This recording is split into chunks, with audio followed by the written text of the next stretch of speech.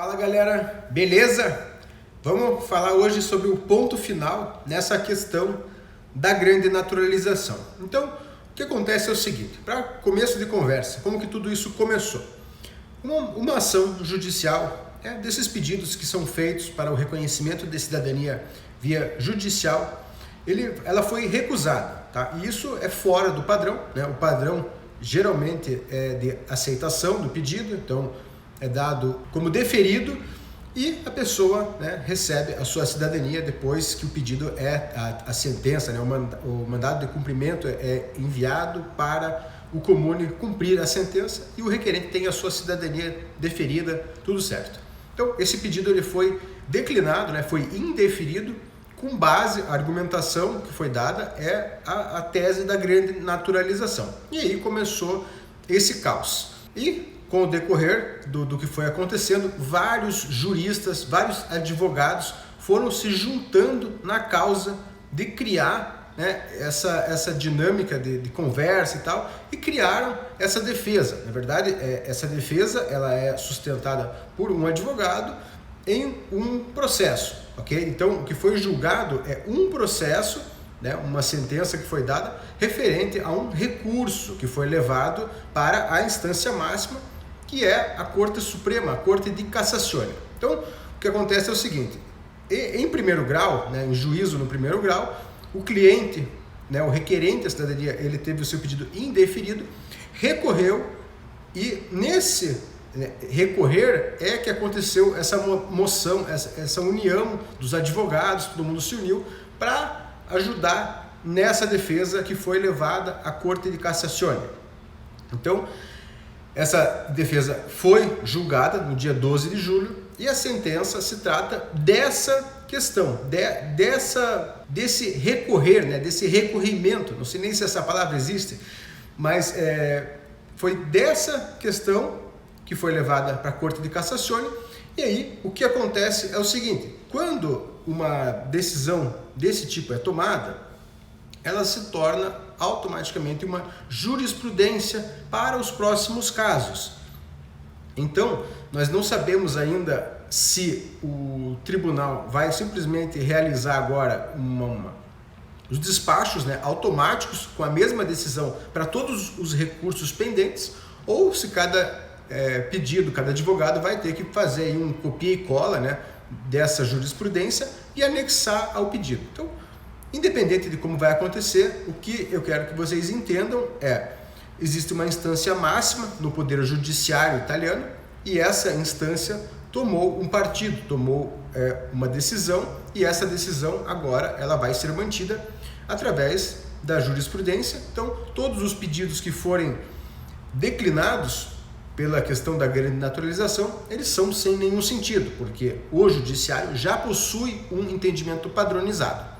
E aí, dito isso, eu quero vir aqui para a tela do computador para vocês darem uma olhada na sentença. Eu estou com ela traduzida aqui. Então, no link aqui da descrição do vídeo, você tem o download da sentença em italiano e dessa tradução. Tá? Essa tradução eu fiz utilizando uma ferramenta do Google e ela não ficou muito fiel. Então, tem alguns termos ali que estão errados. A gente não vai ler a sentença, ela tem 43 páginas. E são 99% de juridiquês em italiano, que para mim é só mais do mesmo, né? Uma grande repetição das mesmas coisas para gerar um embasamento bem maciço, digamos assim. Mas, de modo bem enxuto, bem resumido, eu selecionei aqui o que é o principal dessa sentença. Então, eu vou aqui nela já traduzida para o português, na página 23. O que está escrito é o seguinte, sobre essa questão da renúncia tácita. Mas é crucial observar que o silêncio não pode ser entendido de forma diferente do que é. É um simples sintoma da inércia de um sujeito, o que, calado, aliás, não manifesta vontade, nem positivo e nem negativo. Então, isso aqui resume toda a questão da renúncia tácita. Ou seja, se uma pessoa não manifesta a sua vontade, se ela permanece calada sobre um assunto, ela não manifesta nada, ela não manifesta que ela quer renunciar ou que ela não quer renunciar à sua cidadania. E o Código Civil italiano diz que para que a pessoa perca a sua cidadania, ela deve fazer isso através da expressão de sua vontade. E essa foi a decisão final, de modo bem reduzido, bem enxuto, está nesse parágrafo aqui. E daí, lá no finalzinho da sentença, na página 41, tem mais um pouquinho que a gente pode discorrer, que eu vou ler aqui para vocês rapidinho.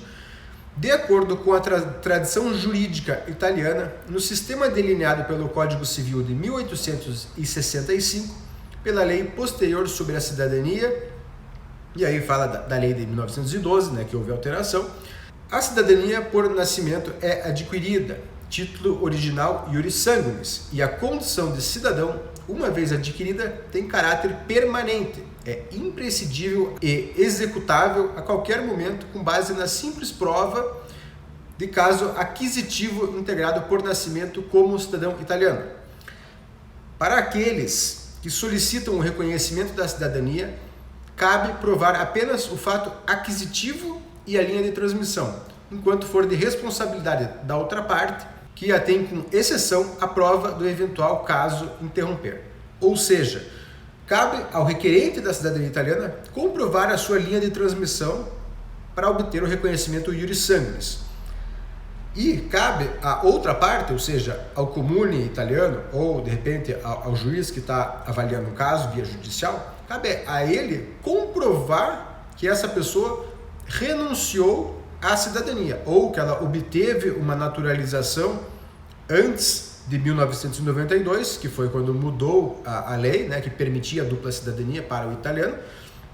Então, se não houver um embasamento, uma documentação comprovando que essa pessoa solicitou a naturalização para outra nacionalidade, você não tem como comprovar que essa pessoa se naturalizou, porque ela não se naturalizou de fato, né? Ela não perdeu a cidadania italiana porque não houve expressão da vontade, que é o princípio básico que rege a renúncia da cidadania italiana. De modo bem geral, é isso o que essa sentença está tratando.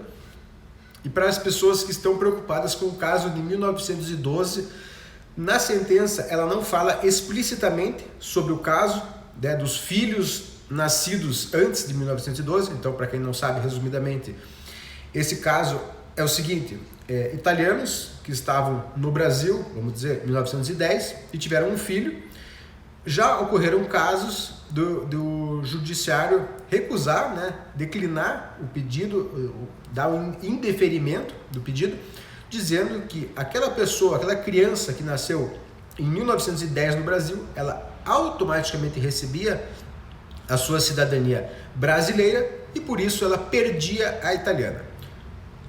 Essa sentença não trata explicitamente desse caso, mas o entendimento é o mesmo. O que acontece aqui é a mesma coisa. Uma criança que acaba de nascer e recebe a cidadania brasileira, ela não deixa de receber a italiana, porque a cidadania italiana passa de pai para filho, né? De pai ou mãe para filho, e do mesmo modo a criança não está renunciando explicitamente, através de sua vontade, a sua cidadania italiana quando ela recebe a brasileira. Então, como não acontece essa renúncia através da vontade da criança, do mesmo modo ela também não perde a cidadania italiana. Ressaltando, não está escrito isso na sentença, mas o entendimento é exatamente o mesmo, é a mesma situação que está ocorrendo.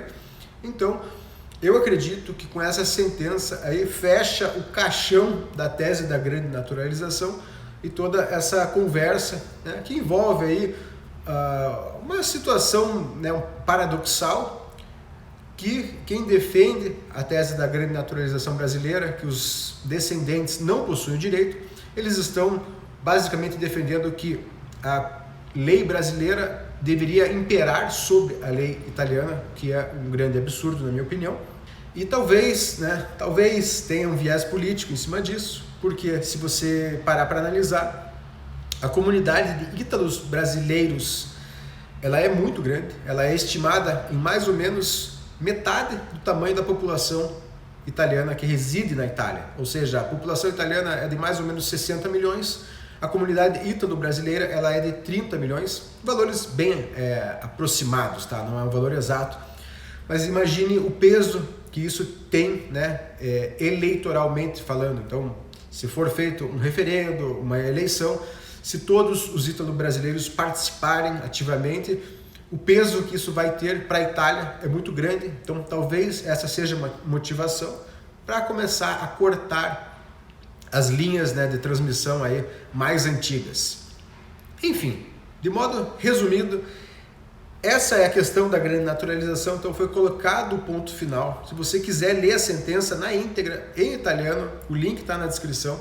Tem o link traduzido para o português, relembrando que não é uma tradução fiel, tá? Uma tradução feita pelo Google Tradutor.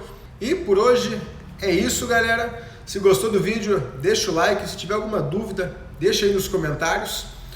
Quem não viu o vídeo passado, eu vou deixar aqui o vídeo falando sobre a escolha do comune, né? Sobre como você escolher um bom comune e dicas nesse sentido, materiais também nesse sentido. E no momento eu estou sem pauta para os vídeos da próxima semana. Se você tiver alguma dúvida, alguma sugestão, deixa aqui nos comentários que eu vou ter o maior prazer de responder. E se for pertinente, eu gravo o vídeo também. Tá certo? Obrigado e até a próxima!